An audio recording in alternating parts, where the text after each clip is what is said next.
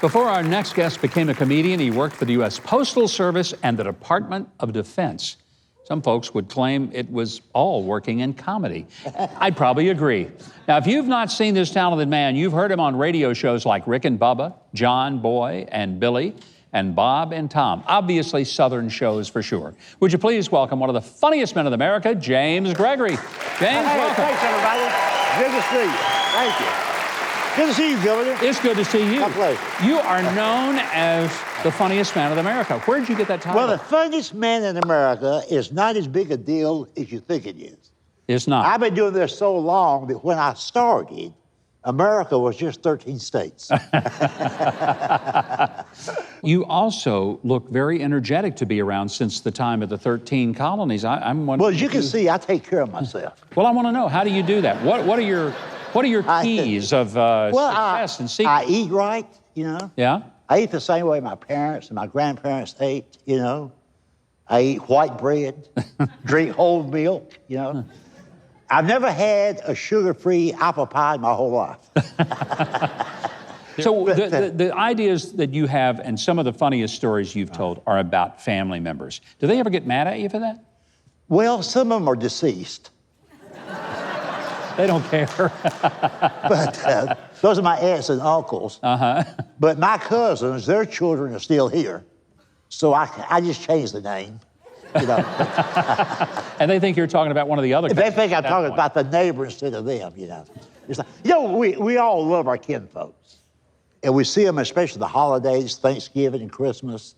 And we want to see them, but we don't want to see them too often, you know. I've got a cousin who every time I see him for the past 2 years, he's always bragging about something, you know. And he's been bragging about getting a brand new 6-quart crock pot. That's something to brag about, And all right. he don't have it because he's got it on layaway. A 6-quart crock pot on layaway. Right, yeah, you know. That sounds like the greatest gift to people make could hope fun of me, too. They make fun of me because I don't fly. You know. don't? I've driven all over this country by automobile. I don't mind flying once a year just to catch up on my drinking and my praying. But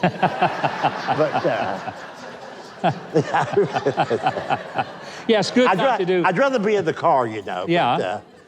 But, You just don't like flying? Is it the whole experience of the people that... it's just too much trouble, Yeah? you know. It's not necessarily flying, it's the crashing and the burning. Yeah, I've never been real fond of thinking about that, and since I fly almost 5 days a week, I really appreciate you bringing that up, Jay. Oh, yeah. Yeah. That's really a deep encouragement to me. So Yeah. there's a story that I want you to tell about. It's a story you've told about how Baptist and covered dishes are always present at the death of a family member. Well, that's true. You know, that's why I'm glad I'm Baptist. We just eat better. You know, when we hear about somebody, I have a lot of Catholic friends. I work for other comedians, and I have great friends, but they're comedians, but they're Italians, and they're Catholic. It's a Dan McGinney, Benny Capola, Steve Mangola, those guys, you know. And they just don't eat. When somebody dies, they don't enjoy it as much as we do.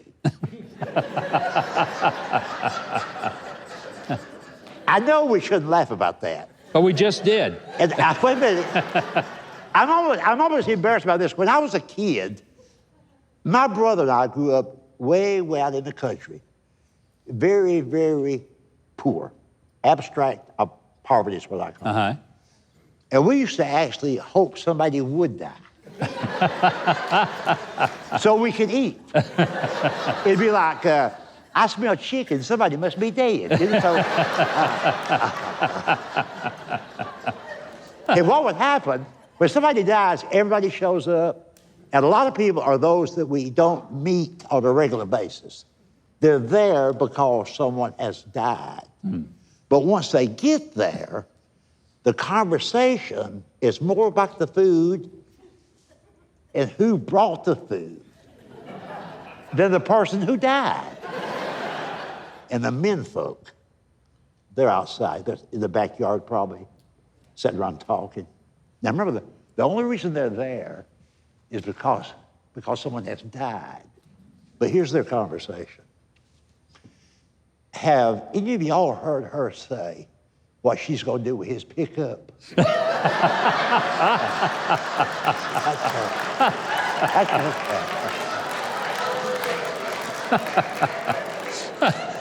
That's right, she's got 13,000 miles on it. And she can't drive it, it's a stick shift. I wouldn't mind having that truck. Of course, I ain't gonna say nothing right now. I mean, bless her heart, but maybe tomorrow. When we get back from the cemetery, so. Well, James, we're happy to have you good here. to see you Thank again. you very much, James Gregory, everybody. Thank you very much. Appreciate it. Now, to find out when James Gregory is going to be performing in your town and to order his brand new comedy recording, which I think you'll like, called Crock Pots and Chicken Legs, That's it. go to funniestman.com. That's funniestman.com. Now, you can also watch more incredibly funny performances by James Gregory there at the website.